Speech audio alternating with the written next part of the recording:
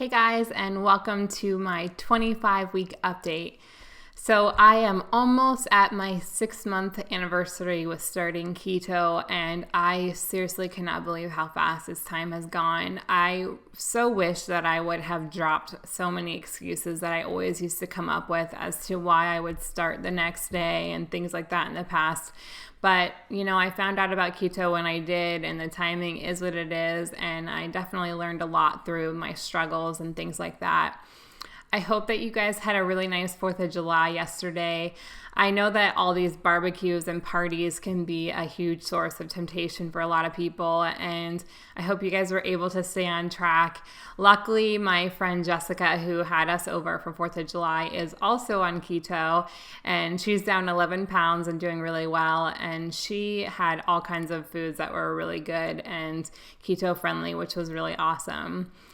If for any reason you guys got off track, just hop right back on the saddle. We all have hiccups, and just don't let it cause you to completely get off track and lose sight of what your goals are.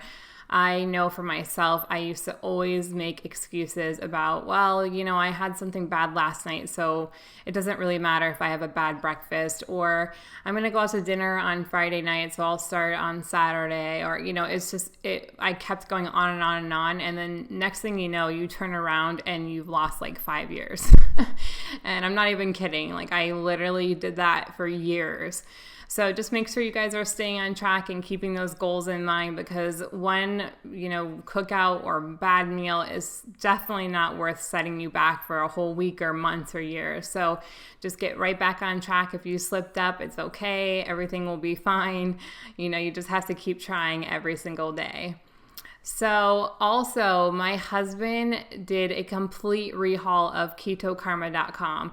The content is so much prettier and so much easier to read and organized. I am going to start doing some newsletters and just blogging a lot more, because the videos can be a little bit more difficult for me to get up because I have my 2-year-old and I film during nap time on the weekends and things like that. But sometimes I just like to write things because talking to the camera is getting easier, but it still is a little bit hard to express some things that you're going through and things like that. So be sure to check out ketokarma.com, and of course you can always follow me on Instagram. So thank you so much to my incredible husband for doing that. It's so awesome. Let him know in the comments below if you like it. So let's go ahead and get to my 25-week weigh-in. Hey guys, and welcome to my 25-week weigh-in.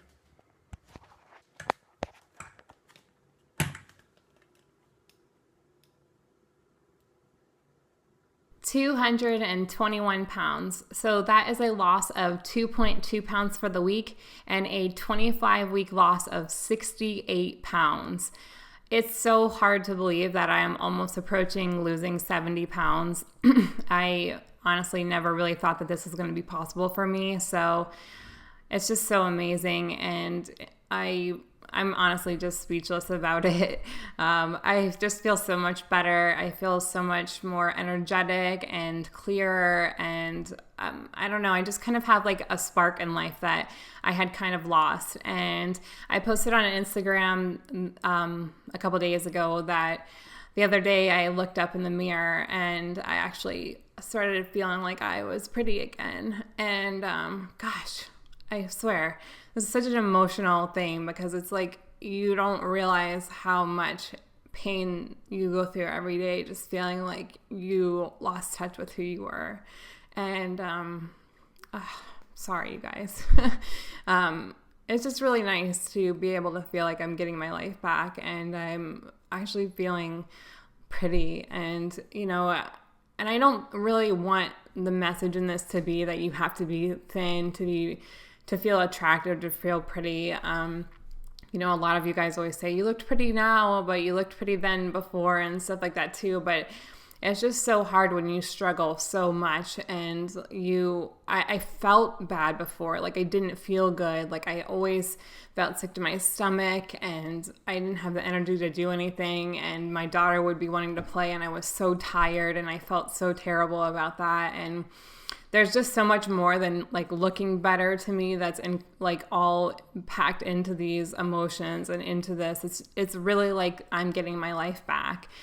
So sorry for getting all emotional on you guys. It's just a process that I really am trying to work through, and it's so weird for me to even say that I actually felt pretty. My husband always gets on me. I told you guys about this from day one, about to, just really stop being so down on myself, because I would just go in front of the mirror and I would be like, oh my gosh, look at my arms, and like, look at this chin, and I would tear myself down every single day. And now I'm starting to be able to look in the mirror and be like, you know what, I'm doing this. And I feel so much better. And that really is my focus, is I don't want to be in the hospital. I don't want to be getting open heart surgery. Like, I don't want to have a stroke. I want to be healthy and I want to be around. So, oh goodness. I just really appreciate you guys so much. And thank you for being on this journey with me. I really appreciate it. I know I say it all the time, but I really don't think I would have been able to do it without the support of all of you. So thank you so much. So let's go ahead and get to this week's Keto Spotlight.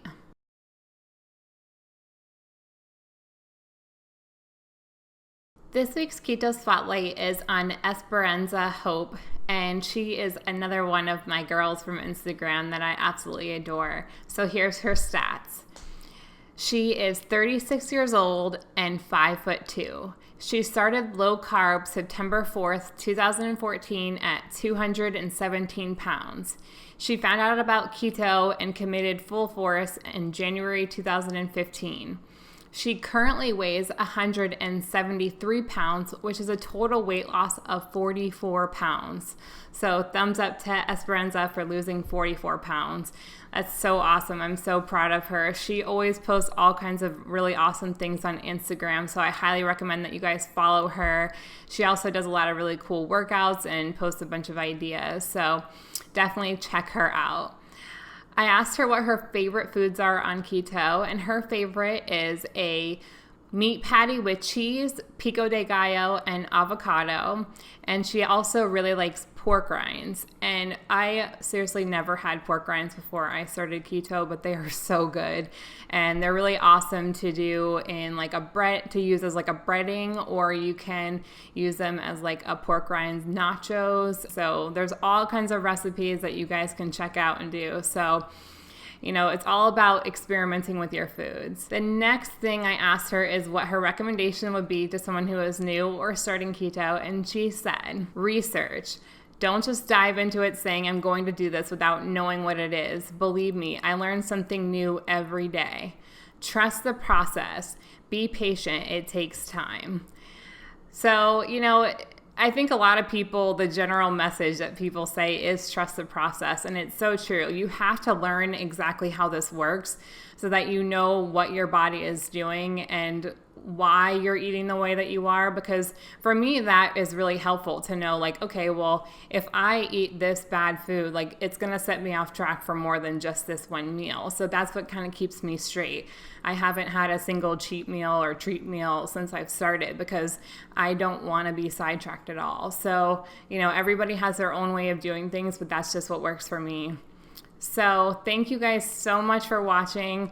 I am going to do a keto crate, which is a keto subscription box unboxing. So be sure to check that out. It should be up soon, as well as my Q&A. I got kind of delayed on posting that again. So sorry about that, but I will see you guys in my 26-week update video. Have a great week. Bye.